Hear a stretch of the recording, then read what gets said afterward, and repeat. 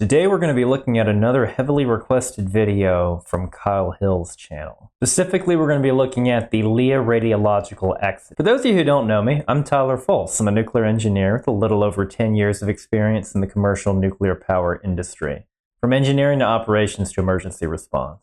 I don't claim to know everything there is nuclear, but I can certainly share some knowledge. Let's get started. In the early 1980s, the country of Georgia was well on its way to producing the vast majority of its electricity via hydroelectric dams. The Codoni Dam was under construction, waiting to be connected by radio relay stations to the Nguri Dam a few dozen kilometers away. Hydro is a fairly, at least in terms of emissions, environmentally friendly way to do it. Granted, you need lots of resources to build the dam, including concrete and all the other steel, other materials, so you're going to need to spend some carbon in order to do that. And again, not like carbon's the only pollutant source, but the same thing, you'd run into the same thing with nuclear power plants or any real large production facility of any type, just because there's a lot of construction that goes on. But it's carbon free. The main environmental impact is you're going to divert the waterway, which could be good in certain situations, but you need to, that's something you really need to look into, what the overall and long-term consequences are going to be before you decide to do it, because it could actually be helpful depending on what you're doing. This remote effort wouldn't have any reliable access to electricity, so in 1983, the Soviet Union, of which Georgia was a member, manufactured 8 radioisotope thermoelectric generators, or RTGs. Ooh, these things are cool. You mainly think of them used in spacecraft. They run entirely based off of radioactive decay, so you're going to need a source that produces quite a bit. Alpha emitters are good, such as plutonium-238 is one source that's pretty good. The main reason why plutonium-238 is good is when you design one of these, you want something that doesn't need a whole lot of shielding requirements. So don't want it to be a neutron source, and you don't want it to be much of a gamma source. And 238 is an alpha source. It has a long half-life, between 80 and 90 years. So in order to keep your spacecraft going for long, have it keep going, have it keep spitting out alpha particles. But yes, just decay heat. Put it up to some thermocouples, usually thermocouples in series, and that generates a very small amount of electricity, because you don't need a whole lot to operate a spacecraft once it's in space. You just need a lot for the rocket to get it into space. Produces a small amount of power for a very long period of time. That's what RTGs do best. Vessels that carry extremely radioactive sources that can generate electricity through radioactive decay alone. These were to power the remote relay stations. But before the RTGs could be installed, Georgian independence and the fall of the Soviet Union intervened. Okay, so for relay stations, so low power requirement, but in kind of remote areas, remote mountainous. You also see these in like Arctic regions, places where you don't want to go, but you need a source of electricity, a small source for a long period of time. One thing about this is they don't have an off switch, because you can't stop the decay process. It's going to keep going. And if you find it sitting there as an orphan source, it's still going to keep decaying and still emitting some radiation. Which is another reason why it would be good to use an alpha source. Generates a good bit of heat, but you don't need as much shielding. Alpha particle won't penetrate the skin. The Codoni Dam was temporarily abandoned, and as were the 8 sources of incredible radiation. Of the 8 Soviet RTGs, 2 are lost to this day. 2 were recovered in 1998 without incident, 2 more in 1999, again safely. The remaining 2 RTGs were found in 2001, not by soldiers or specialists, but by 3 men looking to stay warm in the snow-covered forests 50 kilometers east of Lia. December 2nd, 2001. 3 Lia men were driving their truck in mountainous terrain made nearly impassable by snowfall. Near the end of the day, their quest for firewood had led them to something out of place. 2 metal cylinders laying on the path in front of them. Unlike the surrounding woods, the ground around these cylinders was snow-free and steaming. Whatever was creating the steam and the heat was invisible. It was around 6 p.m. and it was getting dark. Another weird situation where people don't know what they're looking at, and this one's even more subtle. If you're interested in seeing another reaction video, it's another one of Kyle Hill's videos, actually, about an orphan source that was found in Brazil. This one, it was a glowy blue powder of cesium-137. If you like this, I highly encourage you to check out that video as well. I'll pin a comment down in the description. This looks like another example of people don't know what it is, but hey, it's cold, it's hot, let's go huddle up next to it. Rather than make the many-hour trek back to Lia, the three men decided to make camp in the forest and use the curious cylinders as personal heaters to make it through what would be a frigid night. One man picked up a cylinder and dropped it immediately. It was too hot to touch and confusingly heavy for its small size. Instead of abandoning the abandoned devices, the men fashioned a thick wire into something that could move the cylinders without touching them, drag them to a rocky outcrop that would serve as camp, and lit a fire. There's a moral of where I think this story is going. If you see something you're not familiar with, don't go near it. The next few hours were uneventful. The men ate dinner and drank vodka, their backs to and touching the Soviet RTGs, still radiating what was to them an unexplainable but beneficial amount of heat. 3 hours later, they all started vomiting.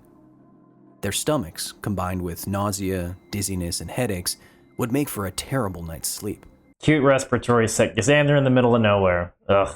The next morning, they were exhausted and loaded up only half the firewood they had gathered into their truck. Still not concerned with the invisible heat from the cylinders, two of the men made holders to carry them on their backs for hours as they worked. But the men eventually decided to leave. He's showing all the body parts that are getting exposed. Now, something like this is going to have a high dose, on the order of sieverts per hour, where just a few sieverts can kill you. And targeted specifically to certain body parts in this case. There are radiological briefings that it would be discussed. There are certain radiological briefings where the dose to a certain body part could be extreme, and in that case you actually put certain dosimeters on, like your arms, your legs, your chest, just to see what the dose is of that area. If you happen to be right next to a very hot source like that, where the dose could be significantly different to one part of the body to the other. And if you're going to be handling anything this hot, you're going to be needing a high radiation brief and radiation protection personnel escort. But of course, these guys have no idea what this even is, so they wouldn't know. Cylinders behind. They navigated the treacherous roads and returned home to Lia. Their symptoms persisted for days, but the men told no one. It wasn't until 3 weeks later, on the 22nd of December, that their families told the local police about their declining conditions. All three men were hospitalized the same day. The Soviet Union used RTGs filled with strontium-90 to power uncrewed lighthouses and... That is way worse than plutonium-238. Way worse. It's a beta emitter and a gamma emitter, not an alpha emitter. So, unshielded, you're going to get a lot more dose. So, would also be a less efficient heat source for your RTG, but it's cheaper because you can get strontium-90 as a fission product in spent fuel, compared to plutonium-238, which would have to be synthesized. It doesn't exist naturally. If Chernobyl is any indication, using graphite-tipped control rods, because they're less expensive, then I am not surprised that the Soviets went with this option. Navigational beacons all across its territory. But when the Union collapsed in 1991, it left behind approximately 1,000 RTGs, most without protection or warning signs. So, sources are required to be tracked. I talk about this a bit more in the other Orphan Source video. Even for little ones used in radiotherapy, in medical applications, they still need to be tracked. And there are reports sent out to the Nuclear Regulatory Commission of, these are the sources we have on site, these are how much of it, what their half-lives are, what they're being used for, that sort of thing. Just like anything else nuclear, if you know about it, you have the respect for it, you know what safety precautions. It's a wonderful, beautiful technology, but if you don't know what you're doing, or you stumble on something you're not familiar with, it can be very dangerous. It's one of the reasons why I started my YouTube channel was to help share knowledge about nuclear power, nuclear technology, so people can treat it with the respect and with the right level of safety precautions that it deserves. Because again, it's a wonderful technology, but you just have to be careful. Many of them are still unaccounted for today. A little over a year after the cylinders were first discovered, while the anonymous men were still being treated in hospitals, the International Atomic Energy Agency answered the Georgian government's request for help in recovering what were now known to be 2 abandoned Soviet RTGs.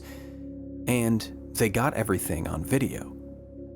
This incredible footage, shot by the IAEA in 2002, captures the training that prepared the participants for recovery, the recovery of the RTGs, and the medical consequences of using strontium-90 as a personal space heater. Most stories like this are never shown in this detail publicly, so consider the footage throughout the rest of this video invaluable in both its rarity This is cool. and its ability to show you how to successfully deal with a radiological incident and its aftermath. By late January 2002, the IAEA had visited the site, examined the overexposed wood gatherers, and come up with a plan. Build a special 5.5-ton lead transport container to hold the 2 radioactive sources, manufacture tools specific for the operation and its location, adapt an old army truck to move the special container, and train 26 individuals and 26 backups in the proper recovery of radioactive sources.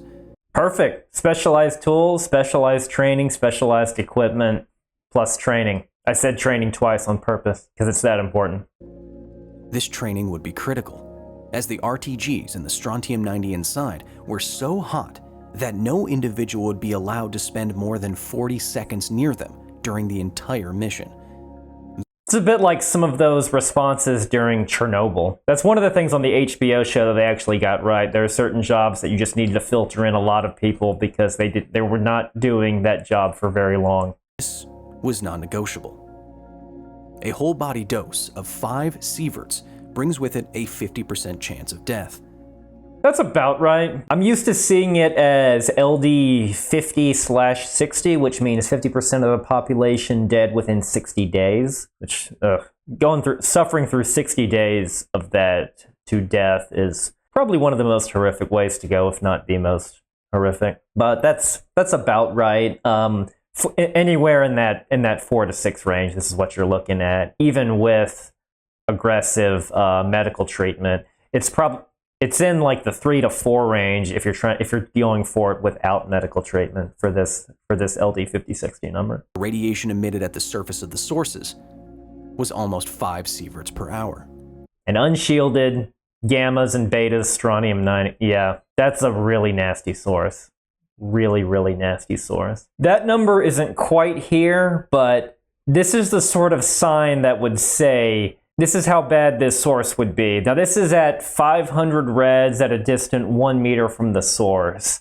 500 rads is 5 grays, which would be 5 sieverts, assuming it's 100% gamma, which is your best case scenario in terms of converting absorbed dose to dose equivalent. You wouldn't quite be here, but you might as well would be. Notice the words grave danger, the fact that it's a stop sign, escort and briefing. Yep. I've never gone into any place that was posted like this. I've never even seen a posting like this at the nuclear power plant. I mean, it exists. It would be the equivalent of going in the bioshield while the reactor is at power, which you don't do that. Yeah, it should give you the sense of the type of dose you're at. It's almost this high. It might as well be at this point. The U.S. federal government, it requires this specific type of posting, and the words have to say grave danger for 500 rads an hour a meter from the source. It's an interesting situation where Americans use metric. Recovery officially began after IAEA scouting of the area on the 2nd of February 2002.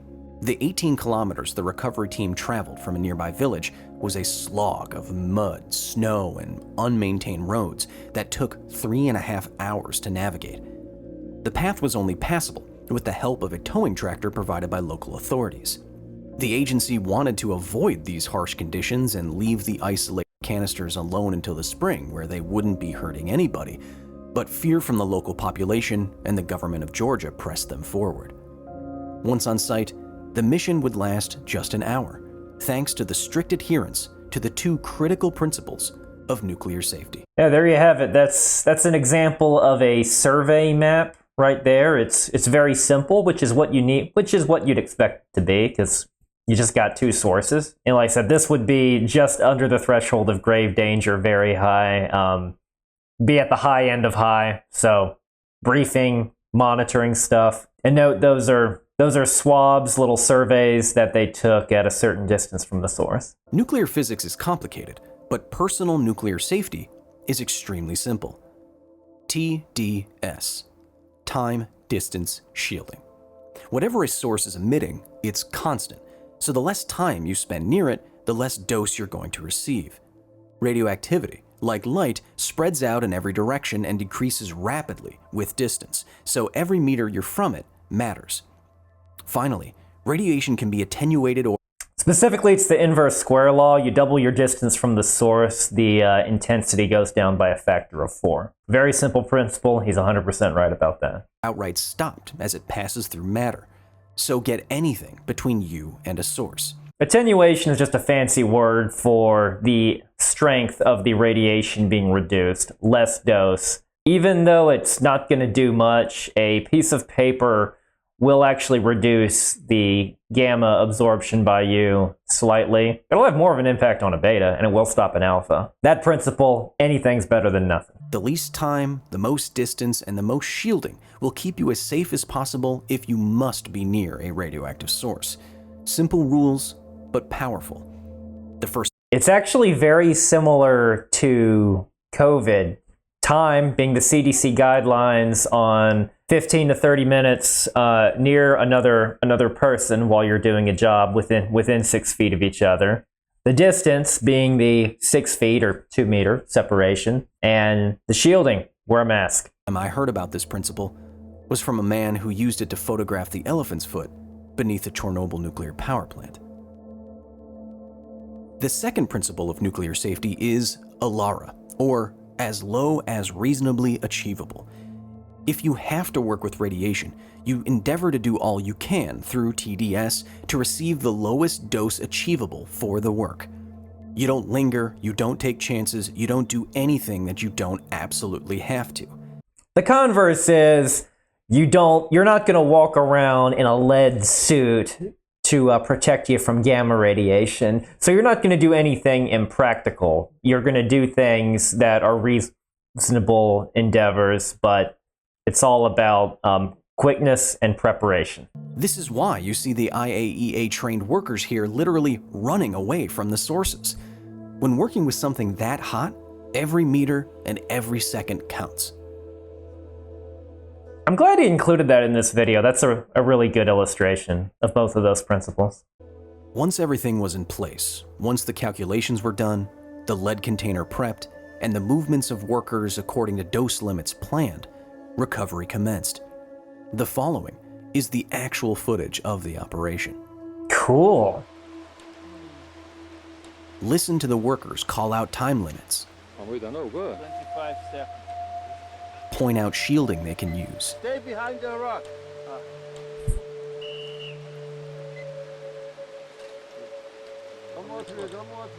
Hear the ticking radiation counters. Get away, don't he's gonna run this way. In this brief, even though it's not really related to radiation, but they would discuss the slip and trip hazards of the snow, because the last thing you want to do is hustle too hard, slip, and then fall and face plant right next to the source. So you can see they're doing a good job of being quick but not running too fast. That the last thing you want to have is a fall injury right next to a radioactive source. This way. Notice the steam coming from the sources, still hot enough to melt the That surrounding is snow. spooky.